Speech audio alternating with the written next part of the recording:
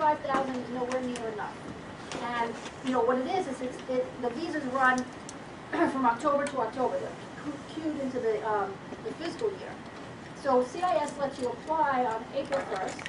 So what happens is that lawyers all over the country are all applying on April 1st. Really, they do it by Federal Express the day before April 1st, so the petition is there on April 1st. And in a normal year, they get about 180,000 petitions for those 65,000 spots. So you're talking pretty fierce competition for these H-1Bs. And what CIS does, behind the scenes is they have like a lottery system. And, they take a certain set, they accept them, they send a receipt notice, and those are going to be adjudicated first. And then they take another set that's going to be like waitlisted, so that if some of those are denied, they still have others that they can take from. And then they have a third set that they just send back. They don't even look at them. They just put them back in an envelope, back with the fee and everything, and you're completely rejected. So that's what a normal year is like. It's a fierce competition. Now there are 20,000 additional visas available for people with U.S. master's degrees or higher. So if you have a U.S. master's, and those get used a little more slowly. But even in a normal year, those even are used like a week after April 1st or 2 weeks after April 1st. Right. Now, that's a normal year. Last year, sorry, the advanced degrees, is that the degrees that actually were awarded here, or are they recognized by the U.S.? No, awarded here. They were awarded here by a U.S. institution. Yeah. All right.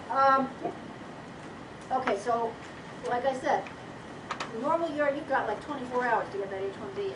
But last year, 2009, or whatever the fiscal year, I get a little confused by the fiscal year, but the ones that went in on April 1st, 2009, the competition was no longer a problem. They still had H-1Bs available in December of however many months later that is, which is unheard of. And it's because the economy was so bad that jobs, people were not being hired. So, it's interesting from a political point of view because there's so much hoopla around immigration and employers giving these great jobs to foreign nationals instead of Americans. And meanwhile, the H-1Bs the numbers just track the economy. It was foreign nationals weren't doing any better than anybody else. It was just a bad economy. So we don't know what this year is going to bring. There was a significant uptick in the speed at which those H-1Bs were used in November. Like it seemed like the economy improved a lot in November. So I don't know what April is going to bring until we start doing the filings. We're not going to know. Actually, we won't know until April 2nd. So, okay. All right. Now this is important. This whole issue of this 65,000 cap, academic institutions are completely exempt from it. So academic institutions can get as many H-1Bs as they want at any time. So that's a huge benefit if you're getting a job with an academic institution. Okay. And another thing that's, from a practical point of view, that's good about academic institutions is that they tend to be very open-minded, and immigration doesn't scare them, where if you get a job with a private employer, especially one that doesn't have a lot of foreign nationals, you're probably, they're going to be kind of freaked out. They're going to hear they have to deal with immigration, and they're going to be like, I don't know about this. So that's another good thing about the academic world. Okay, and also, if you already have an H-1B and you're just transferring to a new job, you don't have to worry about the cap at that point, because the theory is you've already taken one of the numbers. Okay. And the same is for an extension. Okay. Sorry, another good question. Yeah. Does that apply to non-profit, not non-profit research organizations, yes. A non-profit like a charity or whatever? No, it's non-profit research. It's not any old non-profit, because that would be great. Yeah. Because there's lots of non-profit employers, but it has to be non-profit research.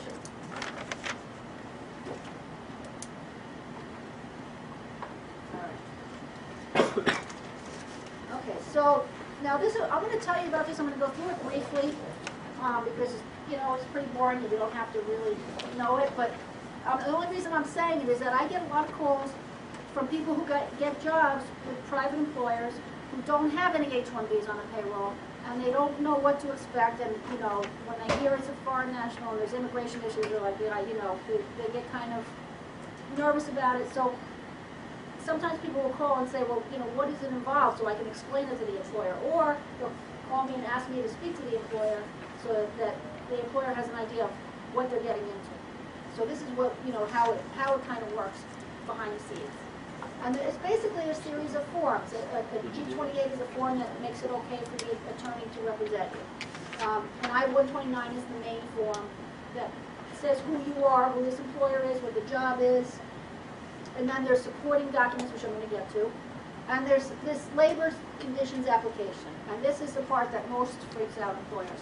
And basically what it is it's where you have to submit an application to the Department of Labor, and you have to tell them what you're going to be paying the foreign national, and then you wait, and the Department of Labor gets back to you, they certify this thing, and they say, okay, you can hire a foreign national. And they're making sure that the wage that you're paying is what they think should be paid for the job, because the whole concept is they don't want employers to be going out and hiring foreign nationals at a significantly lower rate than they could get Americans at. So, you know, everything, whenever you hear the Department of Labor, and this is going to come up later, their entire mission is to protect U.S. workers. That's it.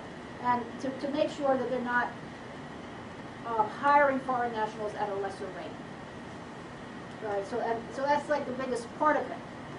But the employer doesn't do it, an attorney does it. So it's not, the whole process is really not so much work for the employer. It's just being willing to do it and be aware of what it's going to entail. Okay, so the supporting documentation,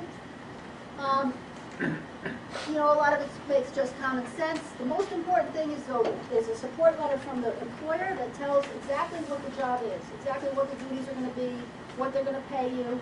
And that's extremely important because that's what CIS is using to decide whether this is a specialty occupation. And they're looking at this, they're saying, well, does this job normally require a BA? And then, does this person have a BA? So the job has to, the support letter is like the heart of this whole petition. It has to really put your case forward and explain to CIS why you're entitled to an H-1B visa. Okay, and then the rest of the stuff is somewhat common sense. You know, you need the bachelor's degree and the transcript. You know, if it's a person who would normally require a license, like let's say an architect, you have to show the license, or you have to show that the person's going to be supervised by someone who has a license, so if they don't have one themselves. You have to show the non-immigrant status, which means they want to make sure you have always been in status in the United States. And this doesn't usually apply to, you know, what like this, but that's, to me, one of the key issues about